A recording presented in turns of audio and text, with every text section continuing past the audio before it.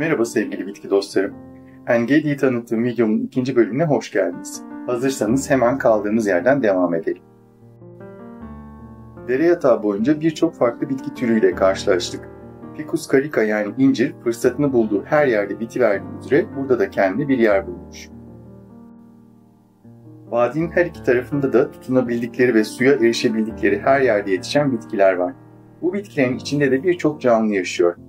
Hatta bölgede nadiren görülen ve sadece geceleri ortaya çıkan leopar, kurt, sırtlan ve tilki gibi bazı yırtıcılar da varmış ama biz herhangi biriyle karşılaşmadık.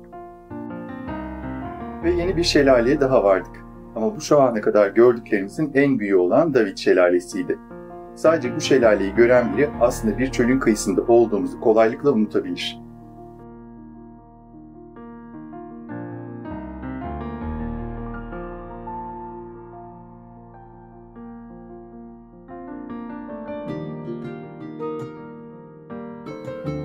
Şelalenin altındaki mağaraya benzeyen oyukları önceki videodan da hatırlayacağınız Venüs açı bitkileri ve su yosunları kaplamış.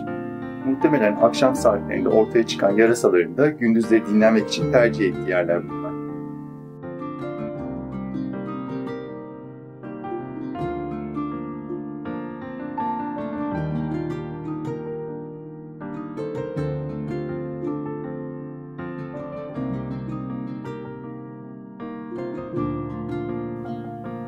Ve şelaleden ayrılıp tırmanışa geçiyoruz. İstikametimiz Yahudi inancına göre kadim bir İsrail kralı ya da İslam inanca göre peygamber olan David'in ya da Davut'un düşmanı Kral Saul'dan kaçarken sığındığı mağara yani Dudim mağarası. Tırmanırken bir yandan da uzaklardan bize göz kırpan Ölü Deniz'i izliyoruz.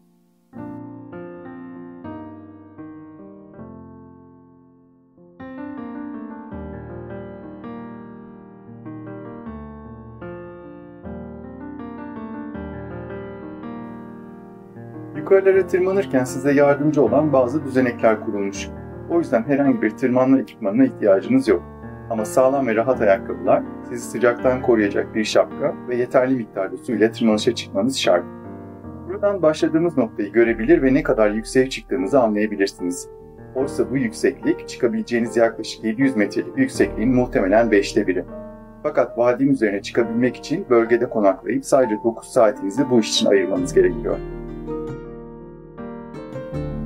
Bu kayaların arasında sığınmış olan bitki Afrika kökenli bir sukulent türü olan Aizon canariense ya da Afrika domuz inciri. Kanarya Adaları ve Afrika'nın kuzeyine özgü bir sukulent türü. Yürüyüşümüzün sonlarına doğru ona daha yakından bakacağız. Bu da Paritaria, tropik iklimlere özgü ısırgangiller yani Urticaceae ailesinden olan bir bitki.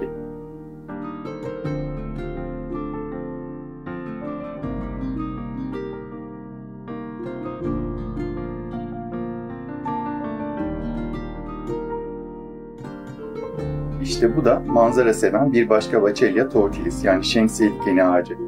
Ağacın çöl ortamında ne kadar önemli ve değerli bir ağaç olduğunu ilk bölümde sizlere anlatmıştım. Bu tabeladan vadiyi besleyen 4 kaynaktan birine yani Şulamit Pınarı'na vardığımızı öğreniyoruz. Açıkçası burada görülebilecek pek bir şey yok çünkü pınarın suyu döşenen borular aracılığıyla güneş altında kuruyup buharlaşmadan aşağıdaki David Deresi'ne aktarılıyor. Ölü Deniz kıyısı buradan daha net görülebiliyor ve kıyıdaki tuzlar ise güneş altında bembeyaz parıldıyor. Bu da beyaz çiçekli bir buz çiçeği, Mesebryanthemum nodiflorum, makas otu ya da acemals olarak bildiğimiz bir başka sukulent.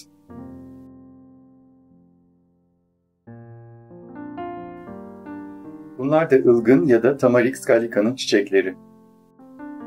Tırmandığımız bu noktadan itibaren Dudim mağarasına ulaşabilmek için yeniden inişe başlıyoruz.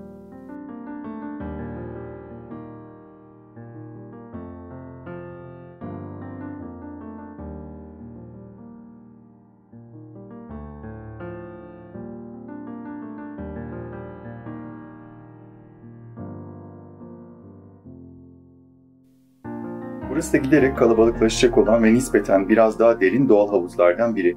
Bazı ziyaretçiler serinlemek için bu havuzlara giriyor. Bu da havuzun kenarında yetişen hodangillerden bir bitki olan Trichodesma africanum, Afrika dikenli çanı ya da çikolata çanı adıyla da biliniyor.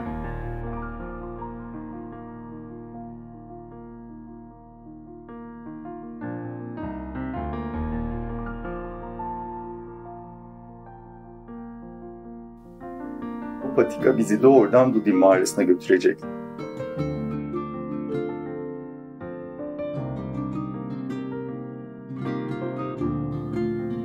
İşte Dudim mağarası da göründü.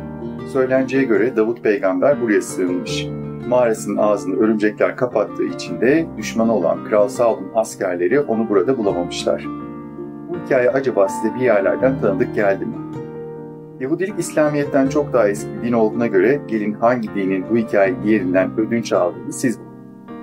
Burada ayrıca bir seyir terası var ve oturup altınızdaki dere yatağını boylu boyunca izleyebilirsiniz. Tabii eğer güneşten sığınacak bir yer bulabilirseniz. Burada bir tabelayla otururken aşağı kaya yuvarlamamanız için de uyarılıyorsunuz. Çünkü hemen altımızda David Şelalesi ve onu izleyen insanlar var. Mağaraya inebilmek için dik bir duvara çakılmış olan tutunma halkalarını kullanmanız gerek. Bu kısım hayatında tırmanma duvarı tecrübesi olmayanları belki biraz zorlayabilir.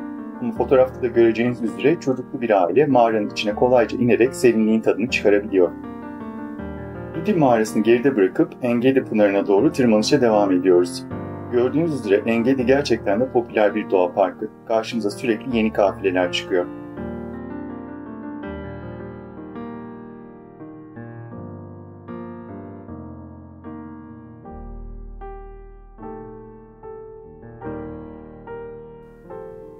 Ölüdeniz'in karşı kıyısı Ürdün ve orada da buradakine benzer bir doğa parkı var. Fakat her ne kadar İsrail ve Ürdün arasında bir barış anlaşması olsa da politik sebeplerden ötürü her iki taraf da kendi kıyısına kalmayı tercih ediyor. Ayrıca Ölüdeniz kıyılarında bir gemi taşımacılığı zaten önceki videoda bahsettiğim sebeplerle yapılamıyor.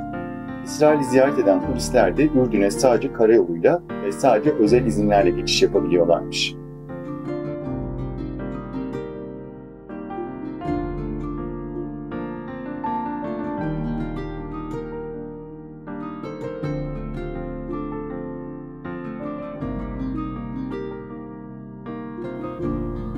Bu da yenebilen meyvelerinin tuzlu üzüme benzediği söylenen ve tuzlu ortamlarda yetişen bir çalı türü olan Nitraria yani tuz otu.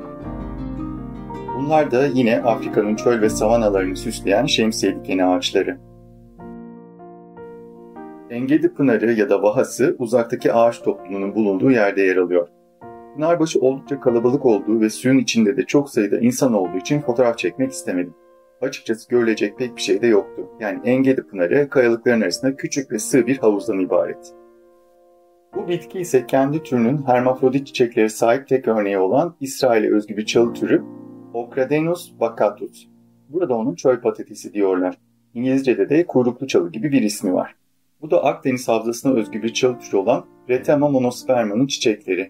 Ona gelin duvağı süpürgesi deniyor. Çiçeklerinin kokusu bir harika. Bunlar da parka girişteki tabelalarda resimlerle tanıtılan ve ağaca dönüşmüş olan kral tacı türü bitkiler olan Calotropis procera.